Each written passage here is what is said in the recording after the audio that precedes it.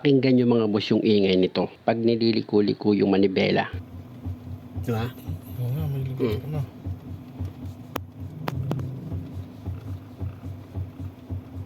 Ang lakas no?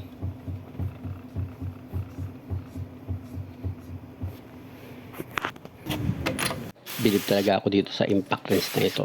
Talagang malakas siya eh. Halos lahat ng ginawa kong sasakyan talagang kayang-kaya nitong Bauer ko. Palibasa, Germany made torque Bauer. Yan yung pangalan ng impact wrench ko mga boss. Balik na ako sa trabaho mga boss. Dahil sa bago pa itong sasakyan mga boss, maingat akong mag-check dito para sigurado ko na hindi mapagastos si customer ng malaki.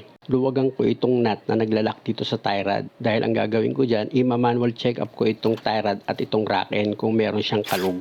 Dahil nga sa ang hatol dito, ispalit lahat ng pangilalim. Grabe, di ba? After ko matanggal itong nut, paluin ko ng ball hammer itong knuckle niya para bumitaw itong tie rod. At nakita nyo, di ba, bumitaw na? Ayan, chinecheck ko yung rack end. Okay siya mga boss, pero itong tie rod, naku po, kalog yung tie rod. Kaya pag nagliliko-liko ako ng manibela, ayan yung naririnig yung sounds. At dahil nga okay pa itong rack niya, itong tie rod lang ang papalitan ko. Matik yan mga boss, ang tie rod na papalitan ko dyan is kabilaan. Tatanggalin ko itong tie rod mga boss para makita nyo. Ang pinakatanda ko kasi dyan mga boss, yung nut dito sa rack end. Para pag pinalitan ko ng bagong tie rod, hindi na magbago yung alignment niya. Pero desisyon na ng customer kung gusto niya ipa-align syempre. At ito nga mga boss, tanggal ko na itong tie rod niya. Tignan nyo kung gaano kalakas yung kalogo. Talagang ano siya eh, bigay na eh. Oh. Kita nyo yung tubo ko, buhat pa ng rack end. Ibig sabihin, walang problema dito sa rack end at malakas pa siya. Kaya pati si customer nagulat nung makita niyang malakas pa itong rack end niya eh. Kaya ang gusto palitan lahat ng nakalagay dito sa pangilalim niya. Eh unang-una itong rack end okay na okay pa eh.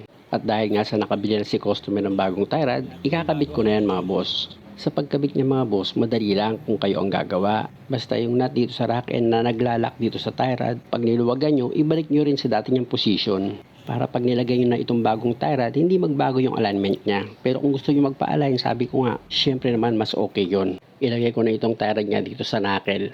Tapos itong nut niya na number 17, ilalagay ko na rin yan. At pag naipakapit ko na dito sa thread niya, dito sa tie rod, higpitan ko yan ngayon ng box thread sa number 17. Siguraduhin nyo lang maayos yung pagkakahigpit nyo dyan mga boss. At pag okay na, pwede mo nang ilagay itong cutter pin niya. Importante yan mga boss, yan yung maglalak dito sa nut na nakalagay dito sa tie rod. Kaya baluktutin nyo yan para hindi mabunot itong cutter pin dito sa tie rod. Tapos pwede mo nang ilagay itong gulong niya. Siguraduhin mo lang maayos yung pagkakahigpit mo ng mga nut dito sa gulong mo. Tapos niyan, lilipat naman ako dito sa kabilang side ng gulong. Check upin ko muna yan mga boss kasi nga ang hatol dito is palit lahat ng pangilalim niya. Kaya ang gagawin ko, check ko muna maigi kung saan talaga yung sira niya. Napansin ko wala namang kalog sa ball joint, sa rack end, sa suspension bushing. Wala naman ako makitang problema. Pero tanggalin ko na itong gulong niya.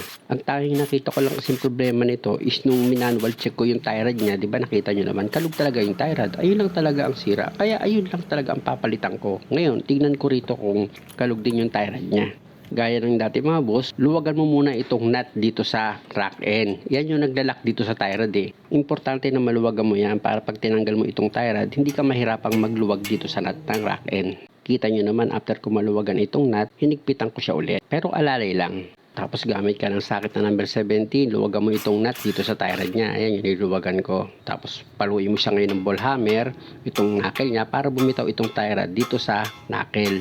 At ito na mga boss, i-manual check up ko ulit itong tie rod niya. Kung makikita nyo mga boss talagang malambot na talaga siya. Kaya ramdam ko talaga kapag pinihit ko yung manibela kaliwat kanan, parang naiiwan yung gulong Dahil nga sa malakas na yung kalog nitong tie rod.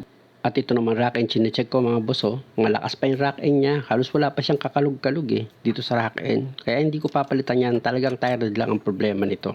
At kitang-kita nyo naman, di ba, yung pinaka-ball ng tie rod niya talagang nauuga ng daliri ko. Kaya positibo, yan lang talaga papalitan ko yung tie rod. Kung mapapansin nyo itong rack end, ang ganda-ganda pa niyan, di ba? Ang nagpapabigat lang dyan yung steering boot kaya bumabagsak siya ito ngayon yung bagong tie rod. Kakabit ko na mga boss. Basta pag nagkabit na kayo ng tie rod mga boss dito sa rack end niya, paka na ng pihit niyan para pumasok siya dito sa loob ng rack end. At pag okay na, pwede mo nang ilagay itong tie rod dito sa steering knuckle niya. Tapos isunod mo na itong number 17 na nut niya dito sa tie rod. At pag naipakapit mo na yan sa thread niya, gamit ka ng box thread sa number 17, higpitan mo na yan mga boss.